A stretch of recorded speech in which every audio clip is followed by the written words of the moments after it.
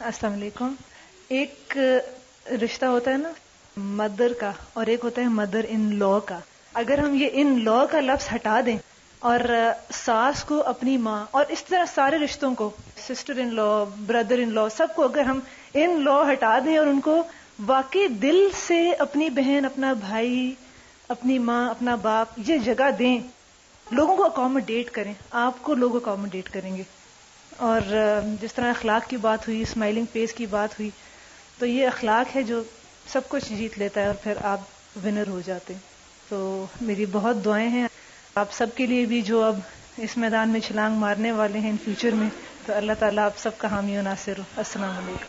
بہت کام کی بات کی ہے کہ ان لا ہٹا دے. عموماً لوگ پوچھتے ہیں کہ اسلام میں سسرال والوں کے کیا حقوق ہیں، یہ سوال کیا جاتا ہے. ابھی تک جتنا بھی قرآن پاک کا اور نبی صلی اللہ علیہ وسلم کی سنت کا مطالعہ میں نے کیا ہے، اس میں ایز سچ کوئی الگ چیپٹر سسرال کے نام سے نہیں ہے. میں نے اس پر بہت غور کیا، بہت کوشش کی کہ مجھے کچھ بھی ایز اے ٹیکسٹ کچھ مل جائے. اتنی سی بات ضرور ہے کہ قرآن پاک میں اللہ تعالیٰ انسانی رشتوں کا ذکر کرتے ہوئے نسب اور سحر کے رشتے کا ذکر کرتے ہیں. سحر سسرال کو کہتے ہیں، اور دونوں کو ایک ہی جگہ پر مینشن کیا گیا ہے. پھر کیا ہے، کیا اسلام نے ان رشتوں کو اگنور کیا ہے؟ کیا ان رشتوں کی کوئی اہمیت نہیں؟ کیا یہ رشتے بیکار ہیں؟ کیا ان کے ساتھ ستیلے والوں کا سلوک کیا جائے؟ نہیں، ایسا نہیں. بات یہ ہے کہ اس پر جتنا بھی میں نے غور کیا تو مجھے جواب یہی ملا کہ یہ رشتے کوئی الگ رشتے نہیں ہیں.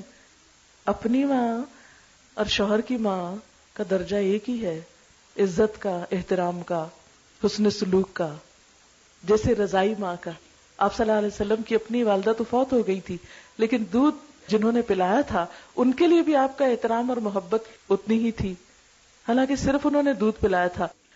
اور اسلام کی روح سے الگ اگر ساس کے حقوق کے بارے میں کوئی حدیث نہیں آئی تو اس کی وجہ یہی ہے کہ وہ ماں کے ضمن میں آتی ہے.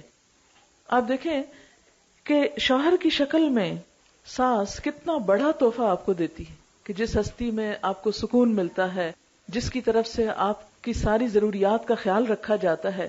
ماں بیچاری کیا کرتی ہے؟ جنم دیتی ہے، پالتی ہے، پوستی ہے، تربیت دیتی ہے، ہوم ورک کراتی ہے، دعائیں مانگتی ہے، ایک کے بعد ایک امتحان پاس کراتی ہے، اور پھر جاب کا موقع آتا ہے اس کے لیے دن رات دعائیں اور خواہشیں اور تمنائیں کرتی ہے. پھر بچے باہر دور چلے جاتے ہیں نوکریوں کے لیے، مائیں ان کی جدائیاں کاٹتی ہیں. کوئی بھی ماں جو ماں ہے اس کے دل میں ماں کا دل دھڑکتا ہے، اس کو پتا ہے کہ ماں کا دل اپنے بچے کے لیے کس قدر تڑپتا ہے، اس کی ملاقات کے لیے، اس کو دیکھنے کے لیے، اس کے شوق میں. اور جب شادی ہو جائے اس کے ساتھ ایک لڑکی کی اور وہ اتنی پوزیسو ہو جائے کہ اب یہ پلا پلایا جوان صرف میرا ہے اور اس میں کسی اور کا حصہ نہیں، اس سے بڑھ کر کیا ظلم ہوگا اور اس سے بڑھ کر کیا زیادتی ہوگی جو زمین پر ہوگی کہ ماں کو اس کے حقوق سے پوری طرح محروم کر دیا جائے اور اس کا مذاق اڑایا جائے یا اس کے ساتھ کوئی ایسا سلوک کیا جائے. نہیں، اگرچہ کوئی بات ناپسند بھی ہو تو بھی اسے ہمیشہ دیکھیں کہ کیا آپ کو اپنی امی کی کوئی بات ایسی نہیں گزری تھی کہ جو پسند نہ آئی ہو.